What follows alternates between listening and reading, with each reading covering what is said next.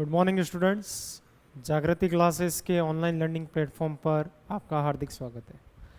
पिछली क्लास में class 8th का फर्स्ट चैप्टर जिसमें हमने परिमेय संख्याओं के गुणधर्म के बारे में पढ़ा था, संवर्त, क्रम विनिमय और साहचर्यता। आज उससे आगे कुछ एक और टॉपिक जिसमें हम छोटी छोटी चीज़ें सीखेंगे, जैसे परिमेय संख्याओं में शून्य की भूमिका क्या होती है, परिमेय संख्याओं में वन की भूमिका क्या होती है, परिमेय संख्या में किसी भी संख्या का योज्य प्रतिलोम, किसी भी संख्या का योज्य प्रतिलोम क्या होता है, किसी भी संख्या का गुणात्मक प्रतिलोम क्या होता है, उन सब चीज़ों के बारे में हम स्टडी करेंगे। तो स्टार्ट करते हैं आज की क्लास।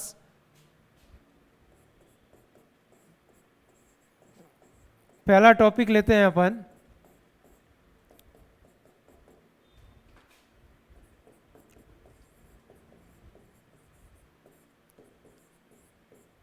पहला टॉपिक लेते हैं शून्य की भूमिका,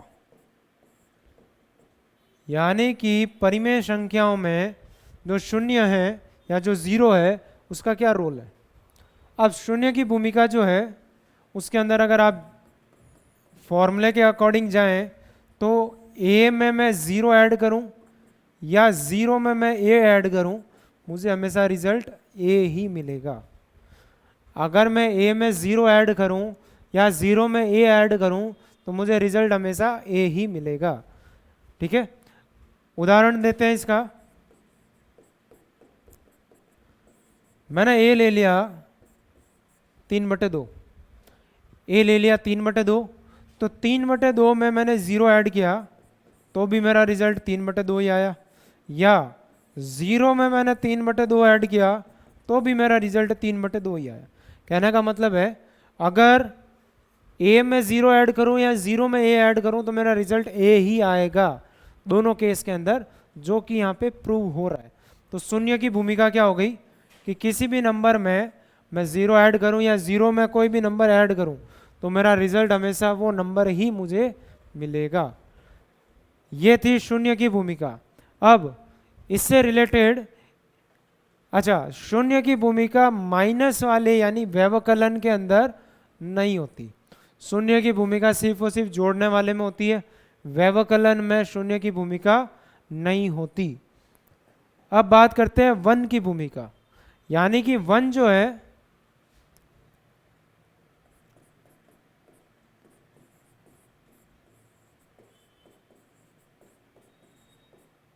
यानी कि वन नंबर की भूमिका क्या है, वन नंबर की भूमिका क्या है। तो इसको हम करेंगे सिर्फ और सिर्फ मल्टीप्लाई से। मल्टीप्लाई कैसे, ए को किसी भी नंबर से मल्टीप्लाई करूं या वन को किसी भी नंबर से मल्टीप्लाई करूं, मेरा रिजल्ट हमेशा वन ही आता है। उदाहरण जैसे ए ले लिया मैंने 5/7, अब 5/7 को अगर 1 से मल्टीप्लाई करूं तो भी रिजल्ट वही मिलना है, या 1 को 5/7 से मल्टीप्लाई करूं तो भी मेरे को रिजल्ट वही मिलना है। कहने का मतलब है नंबर को 1 से मल्टीप्लाई करो या 1 को नंबर से करो, मुझे मिलेगा हमेशा नंबर ही। तो ये हो गया आपका वन की भूमिका, ये हो गई आपके वन की भूमिका। तो शून्य की भूमिका देख ली, वन की भूमिका देख ली। अब एक छोटा सा टॉपिक और आ जाता है जिसका नाम है योज्य प्रतिलोम। योज्य प्रतिलोम क्या होता है, देखो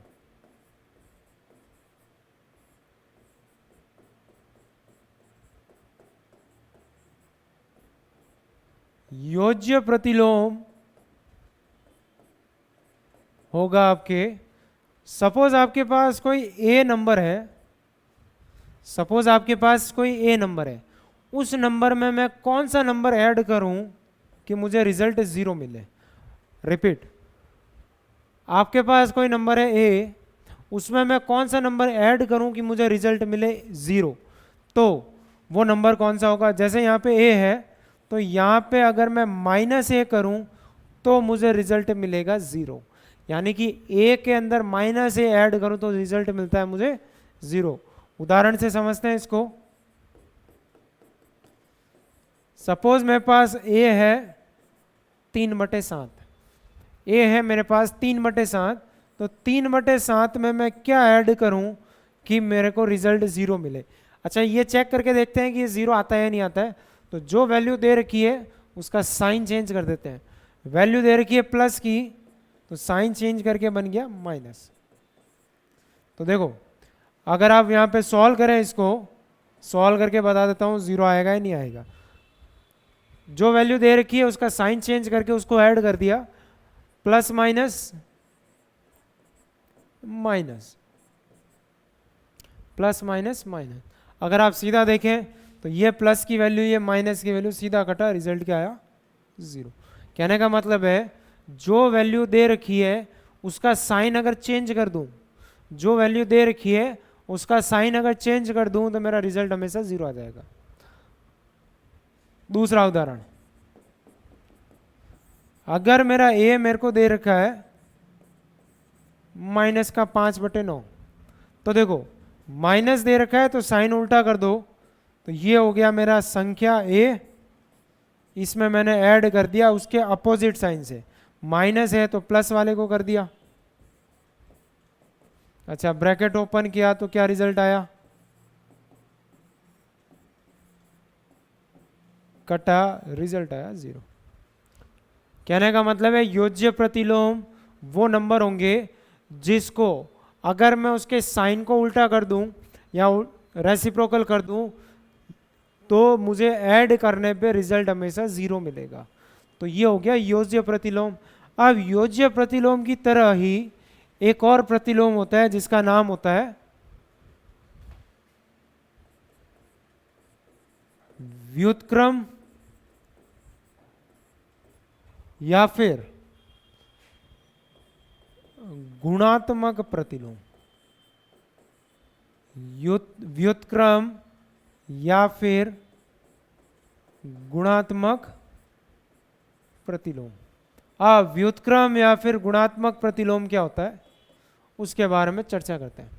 व्युत्क्रम या फिर गुणात्मक प्रतिलोम होता है वो नंबर जिसको मैं किससे मल्टीप्लाई करूं कि मेरा रिजल्ट जो है वो 1 आए।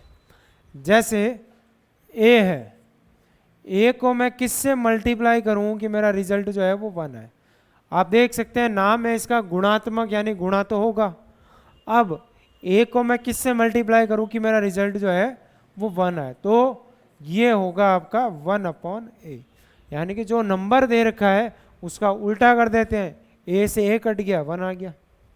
ठीक है, तो इसको समझते हैं उदाहरण से। ए हो गया आपका 2/3।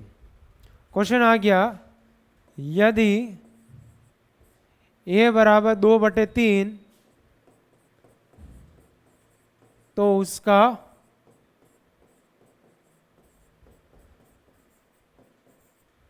गुणात्मक प्रतिलोम ज्ञात कीजिए। यदि ए बराबर 2/3 तो उसका गुणात्मक प्रतिलोम ज्ञात कीजिए। अब अभी मैंने बताया था वो नंबर जिसको मैं उल्टा कर दूं तो वो उसका क्या बन जाएगा, गुणात्मक प्रतिलोम। जैसे ए है 2/3, 2/3। अच्छा, 2/3 को मैं किससे मल्टीप्लाई करूं कि रिजल्ट 1 आ जाए, तो इसको उल्टा करके देखते हैं। 2/3 का उल्टा क्या होगा, 3/2। 3 को 3 से काटा, 2 को 2 से काटा, रिजल्ट कितना आया 1। यानी कि 2/3 का गुणात्मक प्रतिलोम क्या हो गया, 3/2। यानी इसका गुणात्मक प्रतिलोम हो गया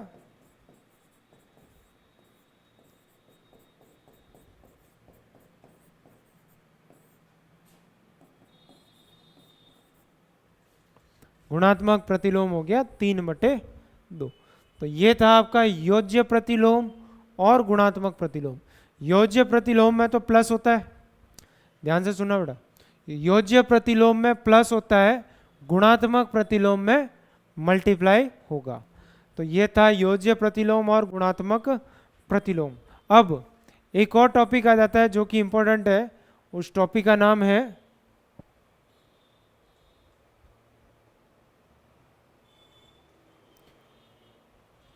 परिमेय संख्याओं के लिए गुणन की योग पर वितरकता। परिमेय संख्याओं के लिए गुणन की योग पर वितरकता, गुणन की योग पर वितरकता।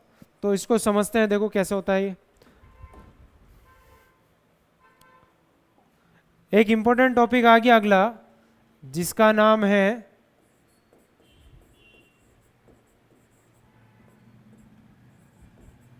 परिमेय संख्याओं की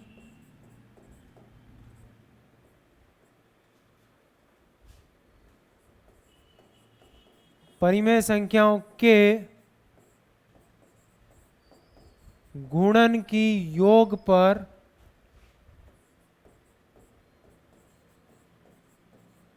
वितरकता। परिमेय संख्याओं के गुणन की योग पर वितरकता। अब देखो ये टॉपिक जो है इसको एक्सप्लेन करते हैं। अच्छा, पहली बात तो ये है योग। योग के साथ में व्यवकलन भी हो सकता है, तो मैं दोनों के फॉर्मूले बता देता हूं, योग का और व्यवकलन का। तो योग का फॉर्मूला क्या होगा, देखो यहां पे दो चीजें हैं, एक तो है गुणन और एक है योग। तो फॉर्मूला होगा आपका a मल्टीप्लाई बी प्लस सी बराबर होगा, अब देखो यहां पे बाहर है मल्टीप्लाई, अंदर है प्लस, तो a मल्टीप्लाई होगा b से, तो ये बनेगा ए बी। a मल्टीप्लाई होगा c से, बट यहां साइन कौन सा है, प्लस का, तो प्लस का ए सी। तो ये होगा आपका formula, A B plus A सी बराबर होगा a मल्टीप्लाई बी प्लस सी। अच्छा, ये तो था योग का। अब अगर व्यवकलन का बात करें तो इसका फॉर्मूला चेंज होके करना कुछ नहीं, सिर्फ प्लस की जगह माइनस हो जाएगा, वो भी सेम है। ए को मल्टीप्लाई किया बी से तो ए बी, ए को मल्टीप्लाई किया सी से तो ए सी। अब इन फॉर्मूलों को वेरीफाई करते हैं कि भाई ये फॉर्मूले सही है या नहीं है।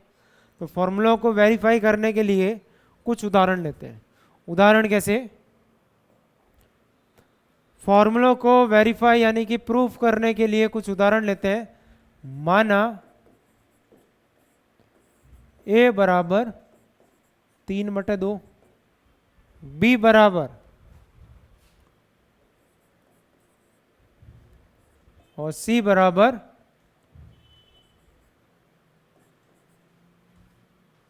4/7। अब फॉर्मूला क्या कहता है,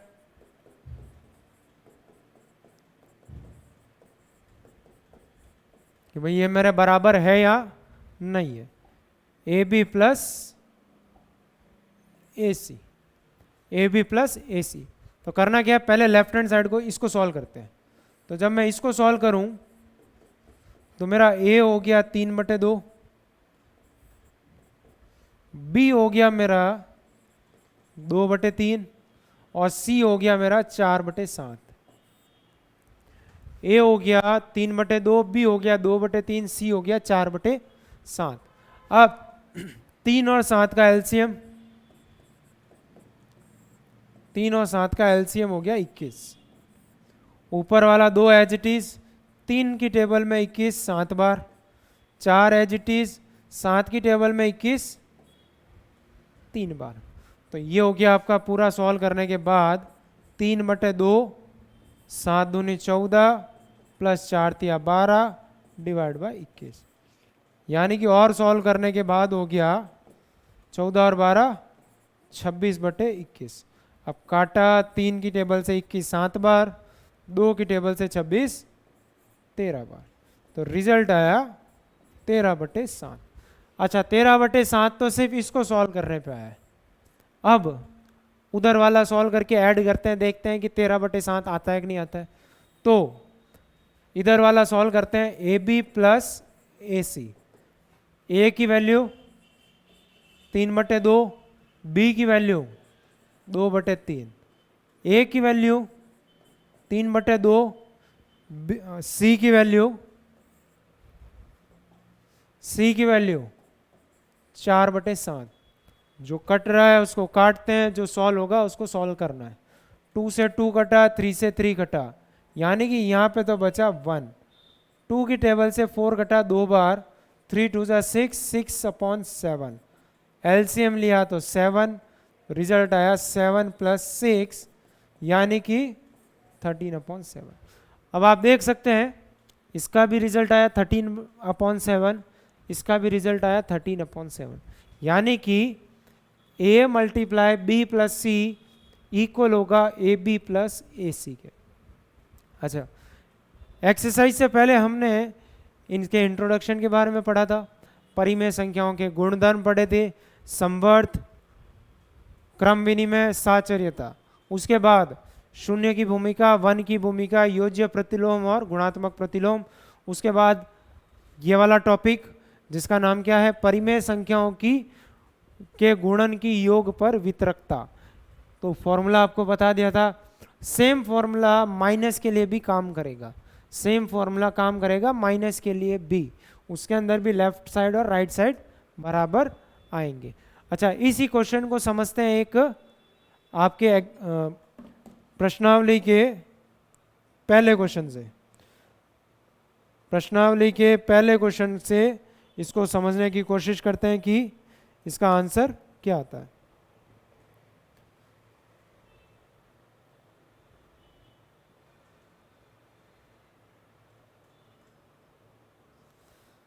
तो आपकी प्रश्नावली 1.1 का पहला क्वेश्चन है, -2/3 × 3/5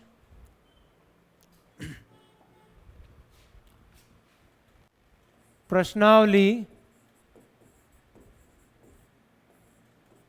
1.1 क्वेश्चन नंबर 1 का फर्स्ट पार्ट है, -2/3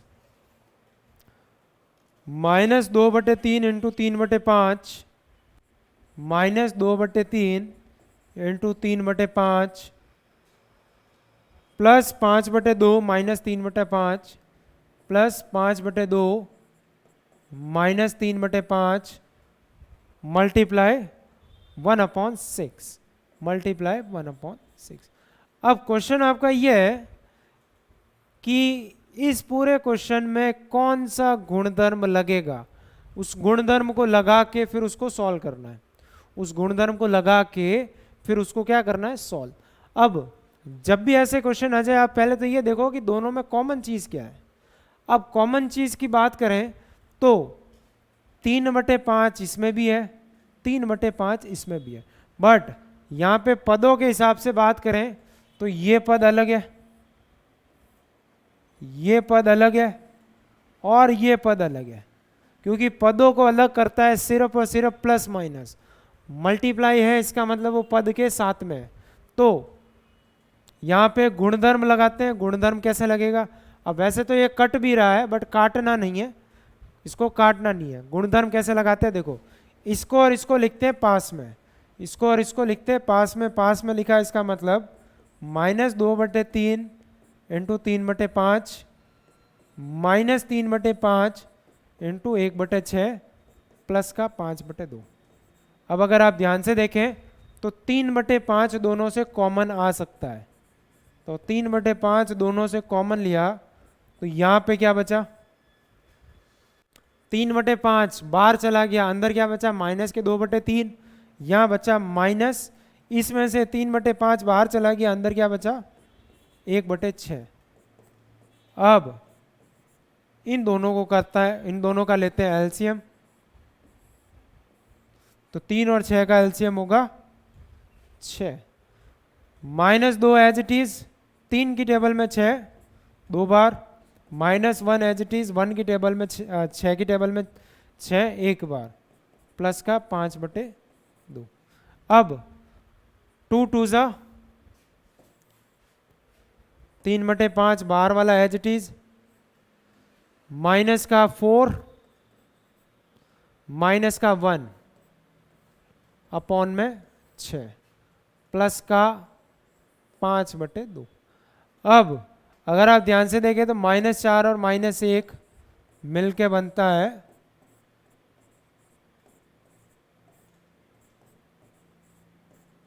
अब यहाँ पे आपको काटना है। अगर ये कैंसिल आउट हो रहा है तो आपको इसको कैंसिल आउट करना है। कैंसिल आउट हो रहा है, 5 की टेबल से 5 कटा, 5 की टेबल से 5 कटा, 3 की टेबल से 6 कटा 2 बार, 3 की टेबल से 6 कटा 2 बार, यानी कि यहाँ पे आगे आपका रिजल्ट आया माइनस का 1/2 और यहाँ रिजल्ट आया 5/2।